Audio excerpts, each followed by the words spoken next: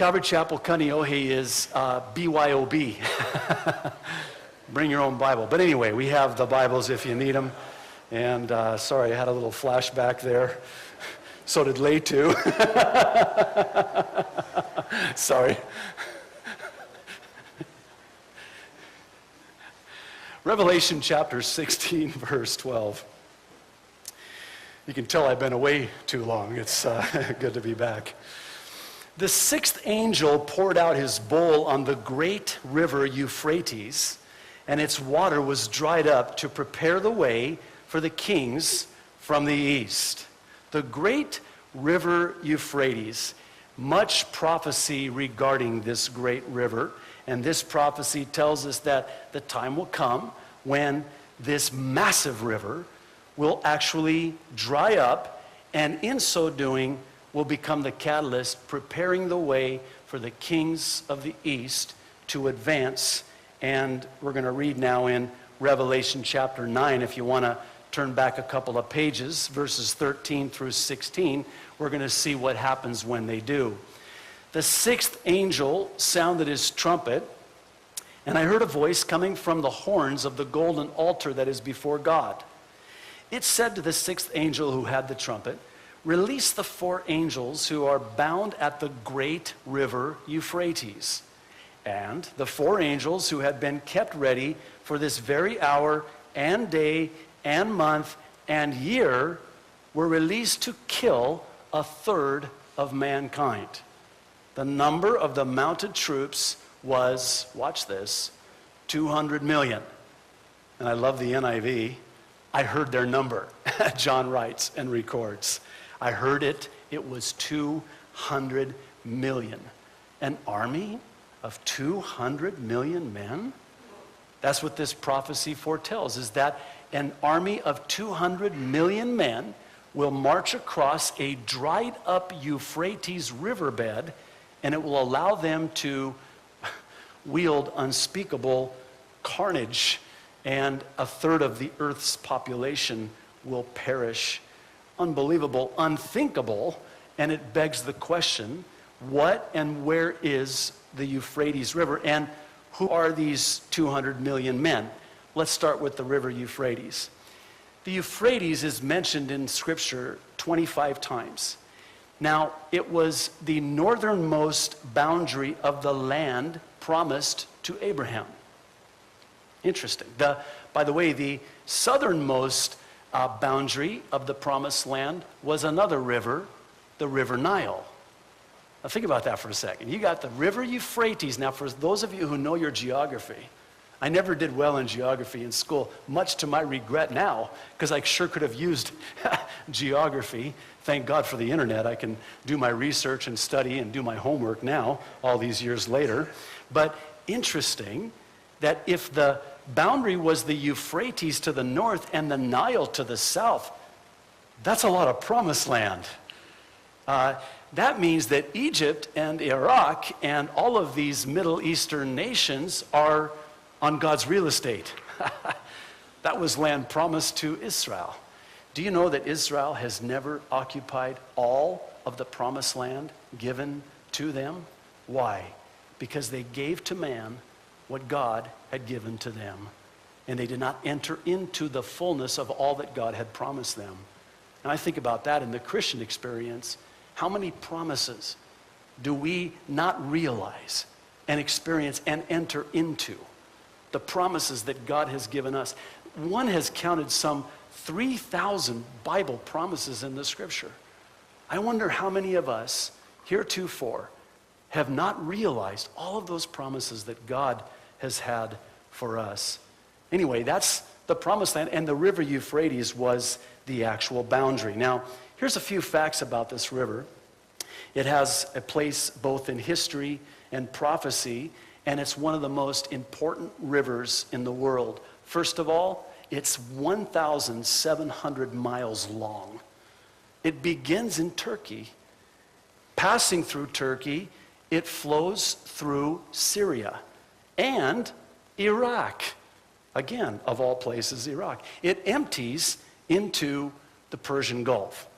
And it has an annual flow of, get this, 990 billion with a B cubic feet of water. That's a lot of water. It's a massive river.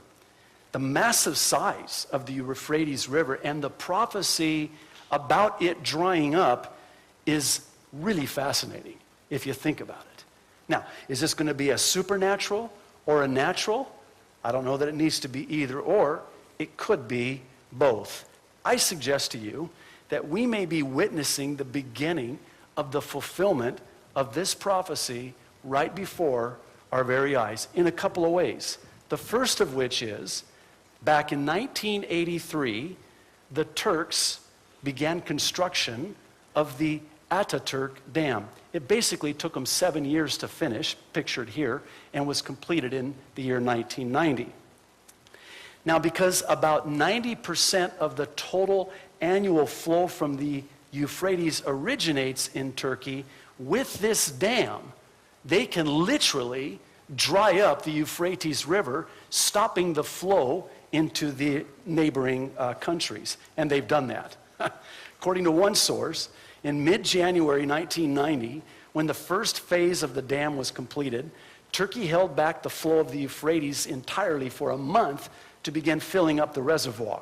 Turkey had notified Syria and Iraq by November 1989 of her decision to fill the reservoir over a period of 1 month, explaining the technical reasons and providing a detailed program for making up for the losses. The downstream neighbors protested vehemently, as you might imagine. At this point, the Ataturk Dam had cut the flow from the Euphrates by about a third. The situation was further exacerbated when, back in 1994, 4 years after its completion, the then site manager of the Ataturk Dam, located at the headwaters of the Euphrates, was quoted in the Atlantic as saying, "It is true that we can stop the flow of water into Syria and Iraq for up to 8 months in order to regulate their political behavior." Now, can you say Revelation? Chapter 12 and chapter 9? Well, chapter 16. Interesting. I'm going to show you a couple of aerials here. Some before and after pictures. I love before and after pictures. This is August 20th, 1983, before the Ataturk Dam was constructed. You can sort of see the flow of the Euphrates River, see the area that would be where Turkey is located, and then of course the arrows pointing down to Syria and Iraq as the bordering neighbors. Now, here's the same aerial photo in the year 2002 after the Ataturk Dam was built. And you can see where the dam is and where the water is as a result of where the dam is. So, is Turkey going to be used to fulfill this prophecy and dry up the Euphrates? I don't know, those turkeys. But I couldn't resist. I thought, maybe I shouldn't do that. It's silly, but hey, oh well, I can't help myself. Pray for me. The Turks are going to likely, if there's water flow, use this dam and dry up the Euphrates, and it's very possible that that could be part and parcel to the fulfillment of this prophecy. But I also believe there's a second way that this prophecy could be fulfilled, and it could be because of a drought. Do you realize that for the last couple years there has been a drought in this area? And among other things, this drought is both shrinking down and drying up the Euphrates. Someone sent me an email from the New York Times. I don't like to quote the New York Times for what would be deemed obvious reasons. But interesting, they have a very good and well put together slideshow of the drought's effect on the drying up of the Euphrates River. And it was just this month, July 13th. They titled it The Shrinking Euphrates. By the way, you can get you can download the PDF where I have all the websites, I have all the notes, I have all the references from everything that you see here on the screen. You can go to our website, calvarychapelkaneohe.com, and download a PDF file, and it has all of this so you can do your own study and your own research as